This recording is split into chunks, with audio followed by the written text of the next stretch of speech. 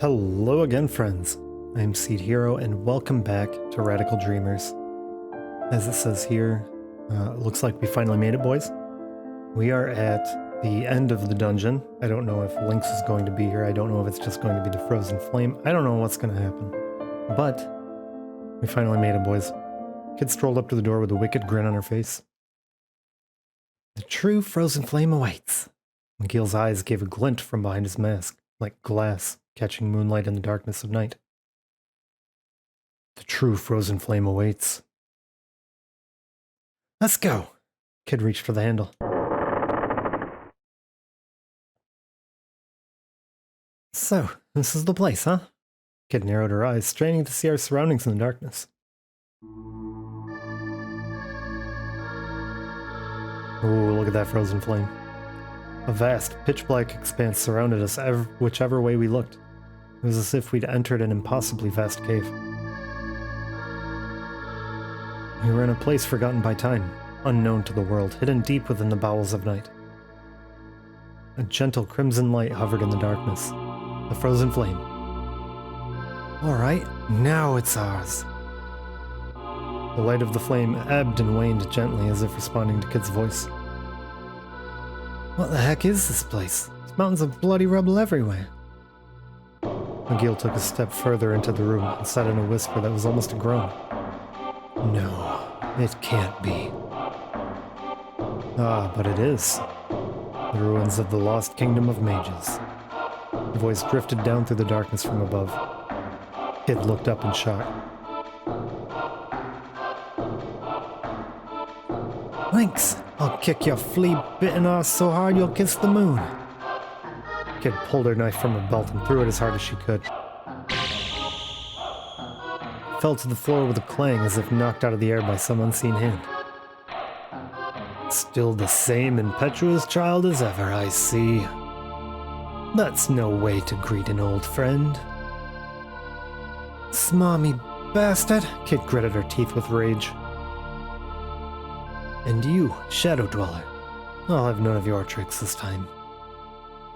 You must think me a fool if you believe I'll fall for that again. McGill, who had been quietly slipped into the darkness that surrounded us, stopped dead in his tracks. So this was the infamous Lynx.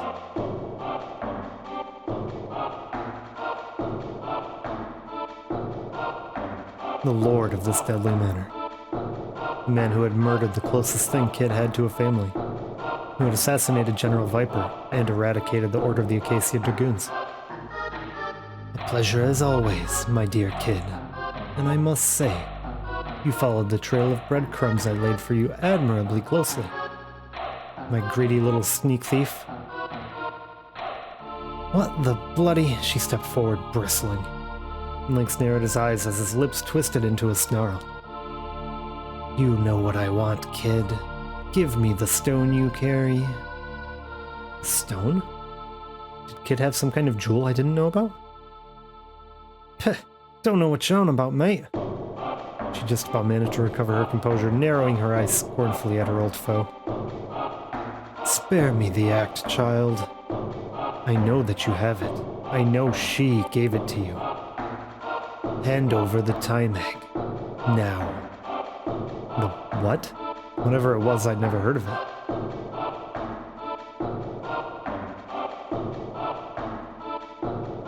You're dreaming if you think I'll give it to the likes of you, Kid shot back. It's all I have left of her. I'll never let go of it, not for anyone. Definitely not for you. Tell you what's gonna happen, you bastard. First, I'm gonna take that Frozen Flame, and then I'm gonna ram it down your throat. Incorrigible young fool. I was hoping this might be a civilized exchange. Alas, it seems my words will only fall on deaf ears, and you are determined to repeat your past errors. Lynx moved his hand to the grip of the ornate golden saber that hung from his belt. Last time, I showed you mercy and let you leave with your life. That was a mistake, one which I mean to correct. Sedge, McGill, stay back. Kid took a step forward, glaring at Lynx, her gaze unflinching. This ends now. You'll pay for what you've done. You'll pay for what you did to Luca. Oh shit. With a scream, Kid leapt into the air like a bird taking flight. Her foot lashed out in a scything kick aimed right at the side of Lynx's head. There was no contact, where Lynx had been a mere moment before. There was only empty space. Kid landed and immediately launched herself back into the air, putting the full force of her momentum into another kick. This time Lynx leaned back, letting Kid's foot swing past only a hair's breadth from his nose. And then it was Lynx's turn. He lashed out with his saber, carving an arc through the air in front of him. Kid was ready for him, however, and already jumped back to a safe distance. The two glared at each other from mere footsteps apart. At least you had the decency to prepare a little better than last time, Lynx purred. A red line appeared on Kid's cheek, slowly coalescing into a drop of blood. Kid! In a flash, she launched herself into yet another attack. Lynx dodged to the side, then made to strike her with the hilt of his saber. Kid moved awkwardly to avoid the attack, losing her footing. Then Lynx was on her like a bird of prey before she could fully recover. There was a gasp and a cough as Lynx drove his knee into the pit of her stomach. Kid collapsed. A steady stream of red dripped from her lips. Will that be all, girl? Lynx gave Kid a merciless kick to the side, sending her flying. She landed on a pile of rubble, her body rolling until she hit a large stone pillar. And there she lay, lifelessly still. Kid? Kid! I screamed her name as I charged towards Lynx. But McGill was there already. He flew through the darkness and part of the shadows before crashing down on Lynx like a bolt from the blue. Lynx jumped back and countless threads of light flew from his fingertips towards McGill. With a droning hum, the threads of light surrounded McGill, crossing over one another. They spread to form a lattice of light and gave off a blinding glare, trapped McGill where he stood. What is this? McGill staggered and groaned, attempting to shield his eyes with his hands. It's a simple enough spell, my shadowy friend, for those inclined to learn it. And one which, sadly for you, leaves no darkness in which to hide. Lynx leered at McGill with a venomous grin. You've been quite the thorn in my side. I'll let you live long enough to regret it. McGill struggled and groaned. I had to do something. Kid and McGill needed me. But what was I going to do? I ran to McGill. We need to get him out. I ran to McGill's side. Mag, are you okay? Leave me, you fool. You need to help Kid. He groaned and grimaced with pain, the web of light holding him mercilessly in place. What? Oh, I heard a scream from behind me. Go to her now, Serge. Delay any longer and you will regret it forever. He looked me dead in the eye. Do not make the same mistake I once made. You must protect her. I gave him a silent nod and got back to my feet, then turned towards Lynx and Kid. Ran to Kid. Kid! I ran over to where she lay. She was flat out, still collapsed where she had fallen, and blood still ran from her mouth. Kid, say something. Crouched down next to her, glancing at her face in panic. She groaned, and then she began to stir, her face twisted with pain. Serge. It's okay, Kid, I'm here. How touching. Although I would be more concerned about my own well-being if I were you. The voice came from behind me. It felt as if ice water had been poured down my neck. I jumped to my feet and turned around. Lynx was staring down at me with a cold, emotionless stare. Any friend of Kid's is certainly no friend of mine. Forgive me, but I cannot permit you to leave this place alive. Before I realized it, his hand had shot out toward me. His claw-like fingers clamped around my throat. I couldn't breathe. Tightening his grip, Lynx lifted my body. Lynx lifted me bodily until my feet were dangling in the air. I could feel his talons mercilessly digging deeper and deeper into my neck. Panic filled my mind. Look, Kid. See your friend.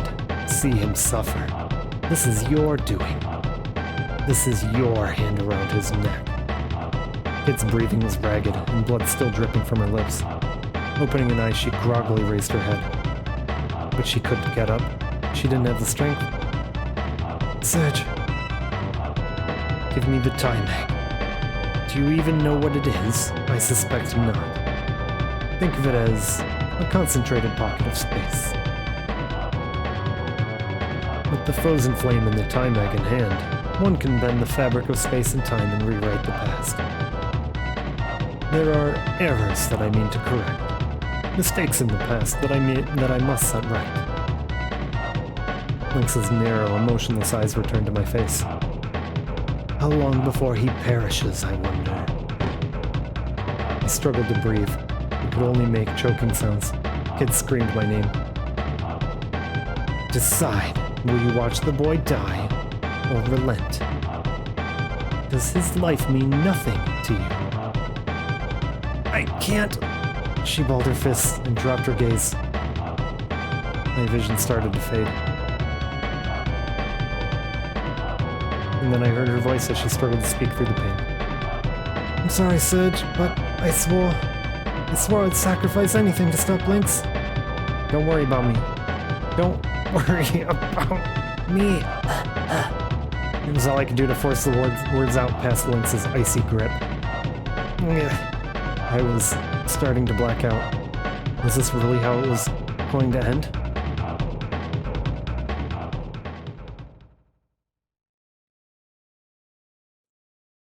Ah, for crying out loud, fine you in. Here, have your damn rock. Lynx's grip on my throat loosened. Groaning with pain, Kid reached a shaky hand into her shirt. I knew you would come around in the end. Lynx threw my body on the ground, then walked over toward her. Just shut up and take it, you bastard. That's all you deserve. With all the strength she could muster, Kid lashed out at Lynx with her right hand. Gah! He leapt back in a desperate attempt to evade the blow. But it was too late. Kid's nails, sharp as cat's claws, raked mercilessly into his face. Lynx roared with pain. He staggered, clutching his left eye.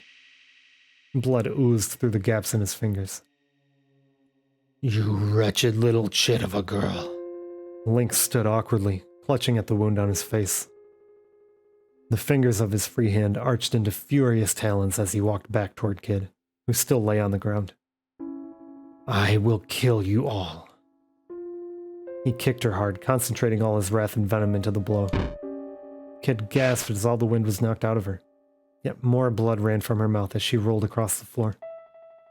Kid! I yelled hoarsely, clutching my burning throat with one hand.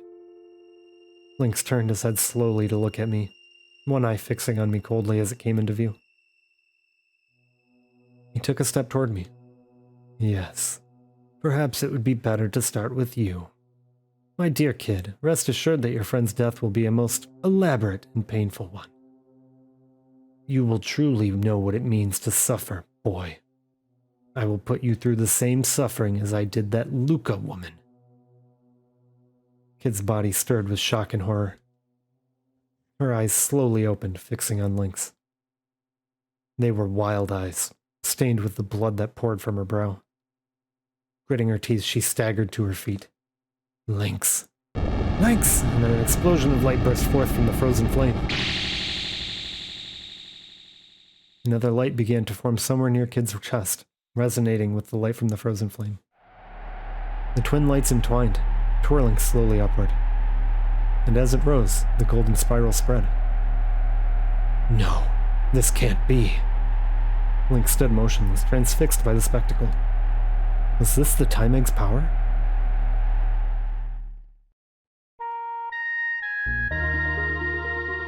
Kid screamed as a raging blaze of light engulfed her. I'll never let you do it again. I'll never let you steal from me again. Bathed in the glow, her body shook. Blood-red tears dripped from her eyes as they took on a distant look. And then she collapsed to the ground as if all the life had gone out of her.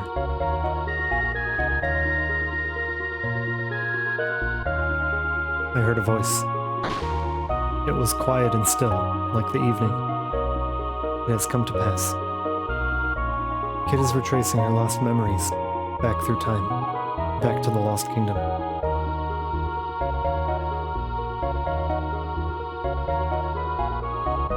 It was through her power that the kingdom fell. that it was swallowed in the all-encompassing vortex of time. In her grief, she wished to disappear. Her past, her future, she wanted it all to sink into the void, to be lost in the seething whirl of time. She despised what she had done. She closed herself off from all that she saw and heard, and cursed her very existence. But the stone wished for her to live. The hands of her clock were rewound. Her memories unraveled. The stone gave her a chance to begin again. The stone had both the power and the will to bring all this about. Sinking through the sea of time, she drifted here, a mere babe, her memories a blank slate.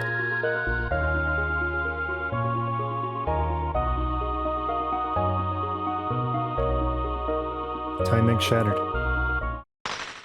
its fragments raining down on the world, becoming shards of sorrow and anguish. The world around us drifted into pieces. It swallowed us, engulfed us. We were consumed, locked into the void.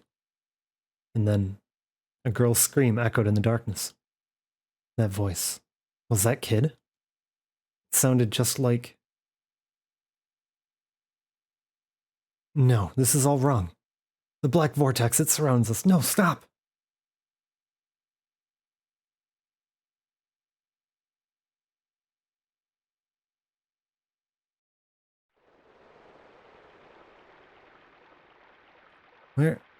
Where am I?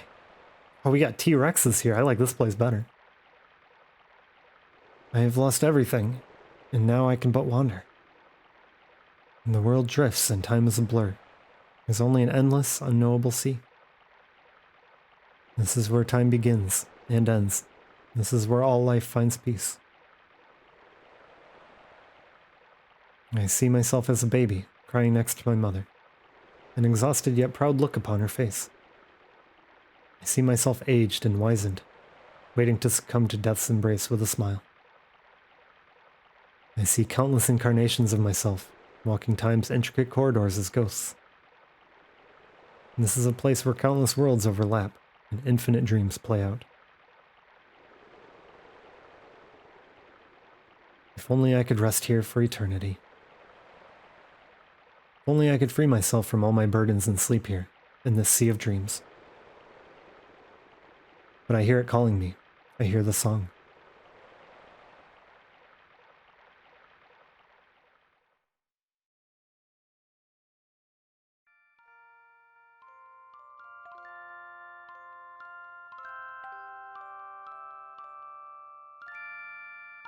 Kid, please. Can you hear me? Kid, say something. Kid, you've got to stay with me. Who's that? Who is calling me?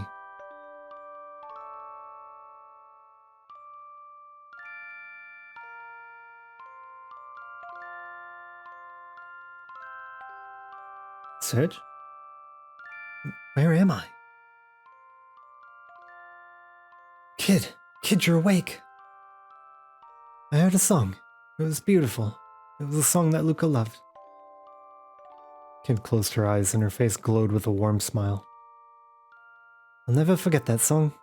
It makes me want to cry whenever I hear it. I'm just glad you're back. I felt like I was losing you. Like you were going somewhere far, far away. Before I knew it, I was humming the song for you. I don't know if I ever mentioned it, but I wrote it when I first started out as a musician. I knew you liked it, so...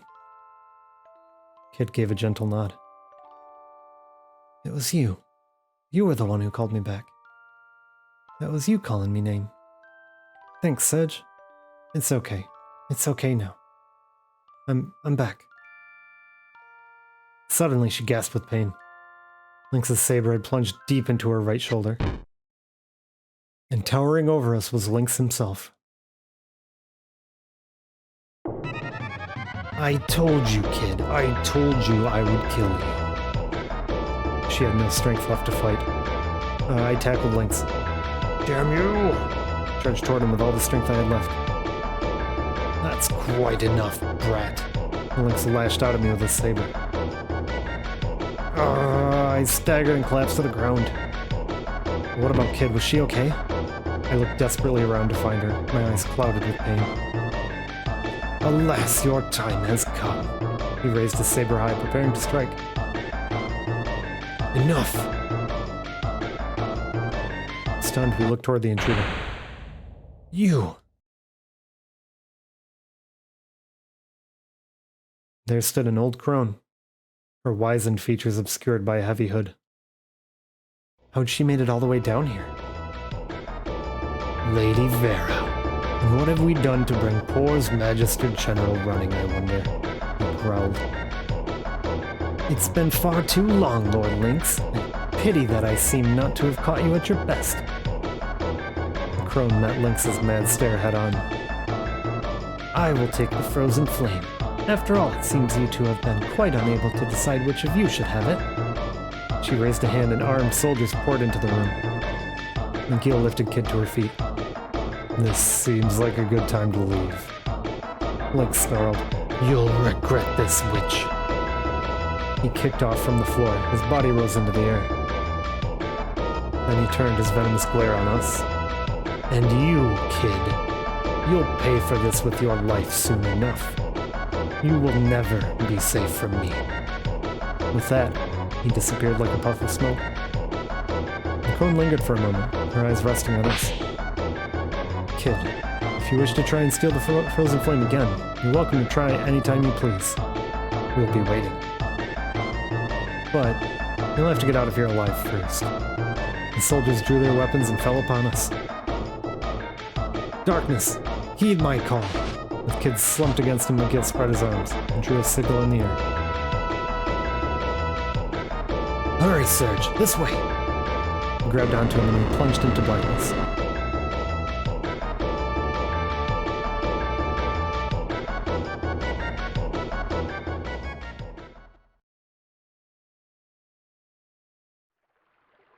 Thanks to McGill's magic, we managed to escape the manor alive. But the lights of torches dotted the forest, and we could hear soldiers calling out to one another.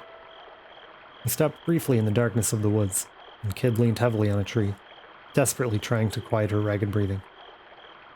It was a terrible wound she'd suffered, and it seemed to be taking its toll. Are you okay, Kid? Yeah, don't worry about me, mate. We're surrounded. It won't be long before they find us, said McGill, his eyes cautiously scanning the area. Kid raised her head to look at me. It's me and McGill they want. Get out of here, Surge. It's us they want, not you. What are you saying? I'm not leaving you here. Look at you, you can barely stand. It's nothing I can't handle. Besides, I've got McGill with me. If they catch you with us, they won't go easy on you. But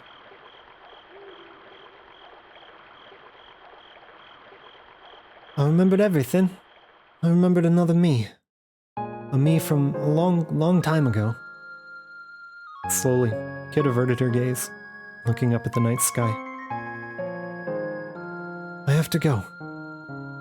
The stars reflected in her eyes, and suddenly she looked like nothing more than an ordinary young girl with a sad, distant expression on her face. Kid.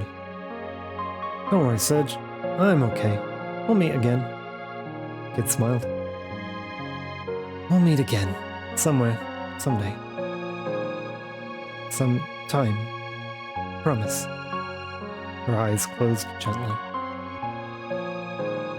I didn't manage to nick the frozen flame in the end. And I lost the time egg too. The only thing I had left to Lucas. But that's okay. Everything's gonna be okay. There's something inside me that shines brighter than any stupid jewel. The most important thing in the world. She opened her eyes again and fixed them on me.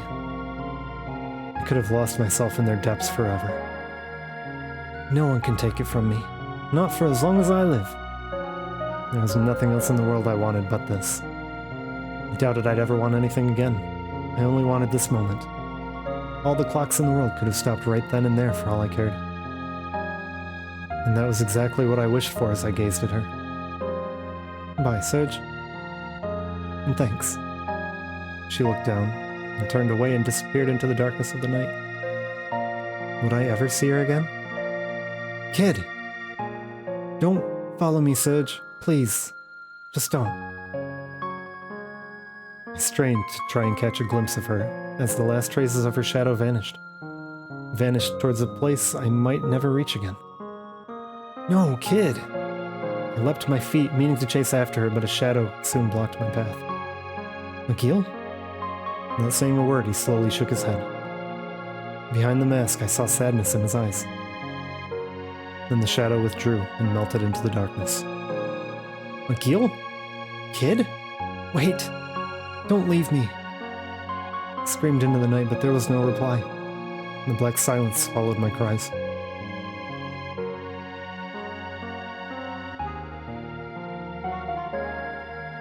Kid! Kid.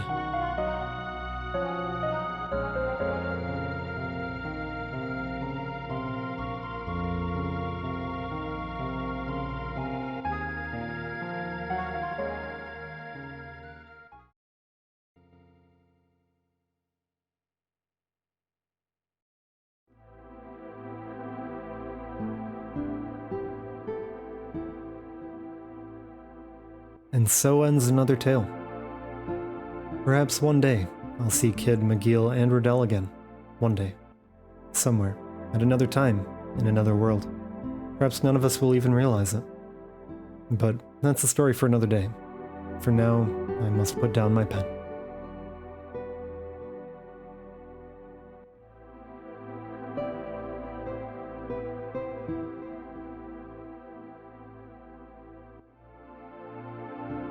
Closed my grandfather's diary. And then from downstairs, I heard my mother calling. Did you hear me? Your friend's here.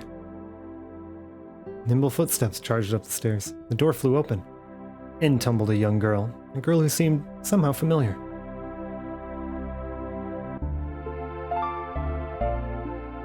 Hey, Sedge. It's a beautiful day for adventuring. Found a rundown old manor off in the woods to the north. You want to go exploring? Come on, put the book down. Let's get out there.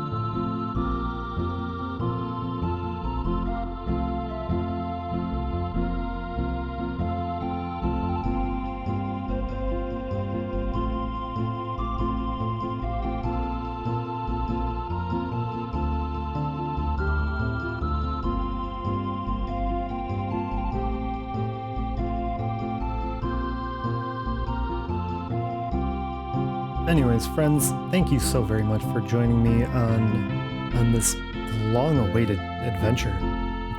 It took over 2 decades to finally get this game into our hands, but we got there. So this game has been confirmed to be not entirely canon, but also kind of canon.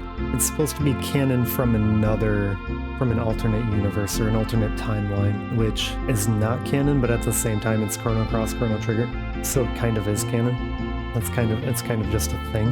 But either way, getting to getting to go on an adventure with Kid, who is beloved, and McGeel, who I'm 99% sure is Magus, and then Surge, who is obviously Surge in Chrono Cross. Getting to spend some more time with these characters is fantastic.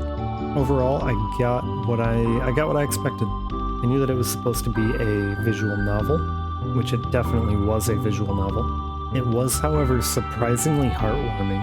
I didn't think they'd go quite so deep on how heartwarming it was going to try to make itself out to be. Sometimes it fell flat, like the mirror. I don't understand how we had, like, that brief romantic relationship that they were trying to play off on us, but it certainly had its moments. I am Seed Hero. I also stream regularly on Twitch at twitch.tv/IamSeedHero. I'd love it if you came and said hi. I am going to give my voice a rest. I hope to see you all for Chrono Cross, which is coming up next on the channel. Until next time, take care.